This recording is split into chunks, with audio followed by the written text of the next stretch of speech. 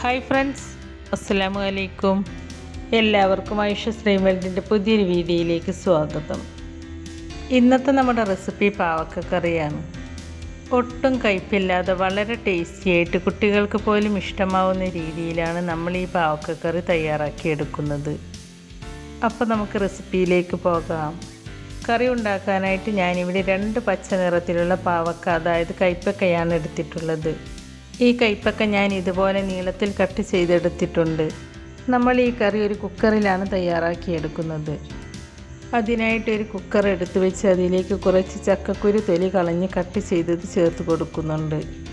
ഇപ്പോൾ ചക്കയുടെ സീസണൊക്കെ കഴിഞ്ഞതുകൊണ്ട് നിങ്ങളുടെ അടുത്ത് ചക്കക്കുരു ഇല്ലെങ്കിൽ നമ്മൾ സാമ്പാർ വെക്കുന്ന തുവരപ്പരിപ്പില്ലേ, അത് ചേർത്ത് കൊടുത്താലും മതി.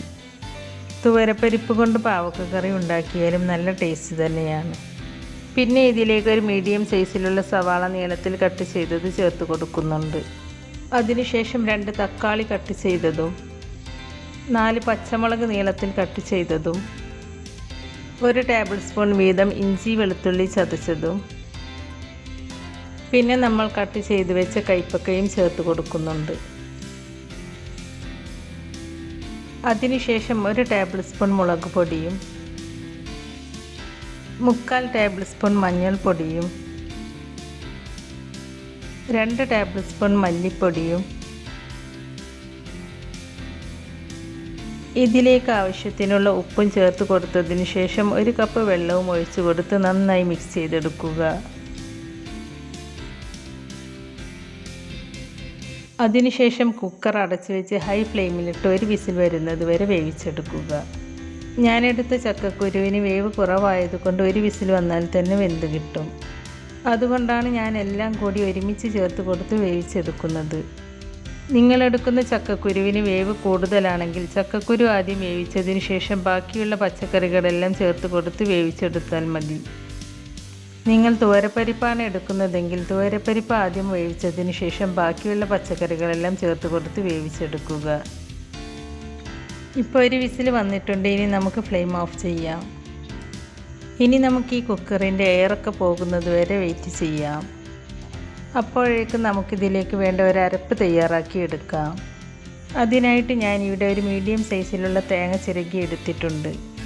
ഈ തേങ്ങ നമുക്കൊരു മിക്സിയുടെ ജാറിലേക്ക് ഇട്ട് കൊടുക്കാം.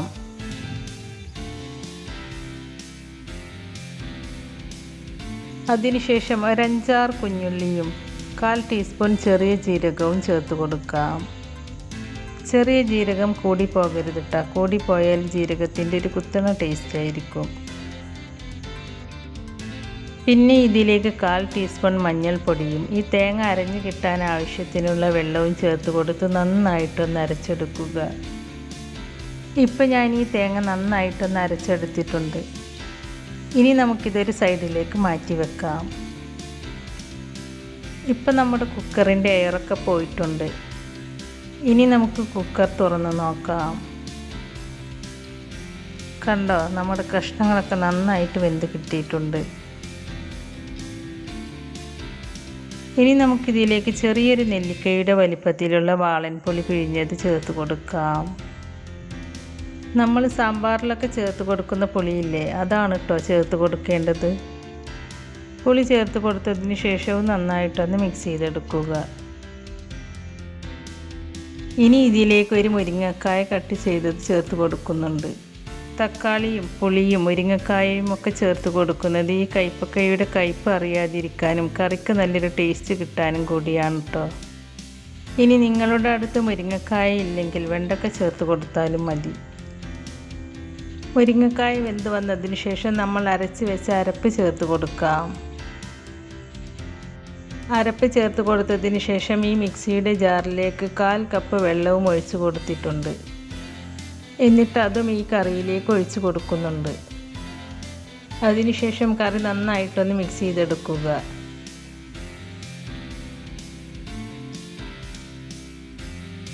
ഞാനിതിലേക്ക് ഒരല്പം കൂടി ഉപ്പ് ചേർത്ത് കൊടുക്കുന്നുണ്ട്. അതിനുശേഷം കറി ഇതുപോലെ ഒന്ന് തിളപ്പിച്ചെടുക്കുക. കറി ഓവറായിട്ട് തിളപ്പിച്ചെടുക്കരുത്.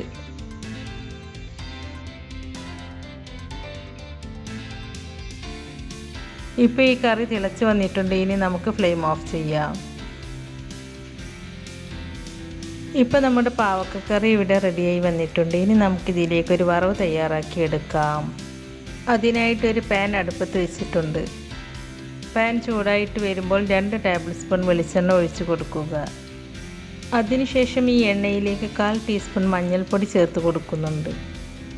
മഞ്ഞൾപ്പൊടി എണ്ണയിലേക്ക് ചേർത്ത് കൊടുത്താൽ കടുക് പൊട്ടി വരുമ്പോൾ പുറത്തേക്കൊന്നും തെറിച്ച് പോവില്ല.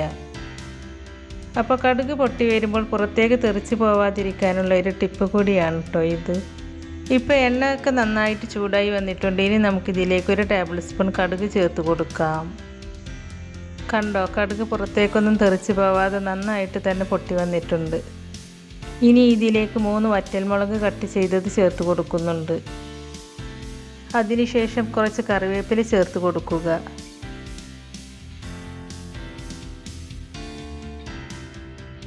ഇപ്പോൾ ഇതെല്ലാം ഒന്ന് ഫ്രൈ ആയി വന്നിട്ടുണ്ട്. ഇനി നമുക്ക് ഫ്ലെയിം ഓഫ് ചെയ്യാം. എന്നിട്ട് ഈ വറവ് ചൂടോട് കൂടി തന്നെ ഈ കറിയിലേക്ക് ചേർത്ത് കൊടുക്കാം. വറവ് ചേർത്ത് കൊടുത്തതിന് ശേഷം കറി ഒന്ന് മിക്സ് ചെയ്തെടുക്കുക. ഇപ്പം നമുക്ക് ഈ പാവക്കക്കറി ഒട്ടും കയ്പില്ലാതെ പാവക്കയുടെ ഗുണങ്ങളൊന്നും നഷ്ടപ്പെടാതെ തന്നെ നല്ല ടേസ്റ്റി ആയിട്ട് തന്നെ റെഡിയായി കിട്ടിയിട്ടുണ്ട്. ഇതുപോലെ പാവക്കക്കറി ഉണ്ടാക്കിയാൽ പാവക്ക ഇഷ്ടമല്ലാത്തവർക്ക് പോലും ഇഷ്ടമാവും. ഇവിടെ പാവക്കക്കറി ഉണ്ടാക്കിയാൽ എൻ്റെ മക്കളൊന്നും ആ ഭാഗത്തേക്ക് തന്നെ തിരിഞ്ഞു നോക്കാറുണ്ടായിരുന്നില്ല. ഇതുപോലെ കറി വെച്ചാൽ കയ്പില്ലാത്തത് കൊണ്ട് അവർക്ക് ഭയങ്കര ഇഷ്ടമാണ്. അപ്പോൾ നിങ്ങൾക്കും ഈ കറി തീർച്ചയായിട്ടും ഇഷ്ടമാവും. അപ്പോൾ നിങ്ങൾ ഈ പാവക്കക്കറി ട്രൈ ചെയ്ത് നോക്കിയിട്ട് നിങ്ങൾക്ക് ഇഷ്ടമായിട്ടുണ്ടെങ്കിൽ അതിൻ്റെ ഫീഡ്ബാക്ക് നമ്മുടെ കമൻറ്റ് ബോക്സിൽ കമൻറ്റായി എഴുതി അറിയിക്കാനും മറക്കരുത്. അതുപോലെ നമ്മുടെ ഇന്നത്തെ ഈ വീഡിയോ നിങ്ങൾക്ക് ഇഷ്ടമായിട്ടുണ്ടെങ്കിൽ ലൈക്ക് ചെയ്യുകയും നിങ്ങളുടെ ഫ്രണ്ട്സിനും ഫാമിലിയിലേക്കൊക്കെ ഒന്ന് ഷെയർ ചെയ്ത് കൊടുക്കുകയും നമ്മുടെ ചാനൽ സബ്സ്ക്രൈബ് ചെയ്യാതെ പുതുതായി ആരെങ്കിലും കാണുന്നവരുണ്ടെങ്കിൽ ഒന്ന് സബ്സ്ക്രൈബ് ചെയ്ത് സപ്പോർട്ട് ചെയ്യുകയും ചെയ്യണേ. സബ്സ്ക്രൈബ് ചെയ്യുമ്പോൾ കൂടെ കാണുന്ന ബെല്ലൈക്കണിൽ ക്ലിക്ക് ചെയ്ത് അതിൽ ആളെന്ന ഓപ്ഷൻ തന്നെ എനേബിൾ ചെയ്ത് വെക്കുകയാണെങ്കിൽ പുതിയ റെസിപ്പീസ് അപ്ലോഡ് ചെയ്യുമ്പോൾ അതിൻ്റെ നോട്ടിഫിക്കേഷൻ നിങ്ങൾക്ക് കിട്ടുന്നതാണ്. ഇൻഷാ അല്ലാഹ് പുതിയ റെസിപ്പീസുമായി വീണ്ടും വരാം. Thank you.